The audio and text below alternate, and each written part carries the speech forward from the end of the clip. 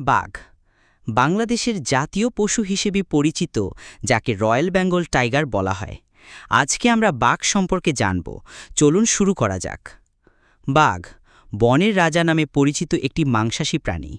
এর বৈজ্ঞানিক নাম প্যান্থেরা টিগ্রিস। শরীরে কমলা কালো ডোরা দাগ, ওজন 200 কেজির বেশি ও দৈর্ঘ্য প্রায় 10 ফুট পর্যন্ত হয়ে থাকে। বিশ্বে বর্তমানে মাত্র 13টি দেশে বাঘের বসবাস রয়েছে। এর মধ্যে উল্লেখযোগ্য দেশ হল ভারত, বাংলাদেশ, নেপাল, রাশিয়া ও ইন্দোনেশিয়া। বাংলাদেশে বাঘ কেবল সুন্দরবনে দেখা যায়। এখানকার বাঘদের রয়্যাল বেঙ্গল টাইগার বলা হয়। বাঘ মূলত হরিণ, বন্য শূকর, বানর ও ছোট স্তন্যপায়ী প্রাণী শিকার করে খায়।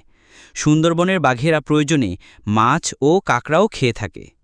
বিশ্বে বাঘের সংখ্যা কমে যাওয়ায় প্রতি বছর ২৯ জুলাই পালিত হয় আন্তর্জাতিক বাঘ দিবস। বিশেষজ্ঞদের মতে, বাঘ রক্ষা না করলে বন ও পরিবেশের ভারসাম্য চরমভাবে নষ্ট হবে।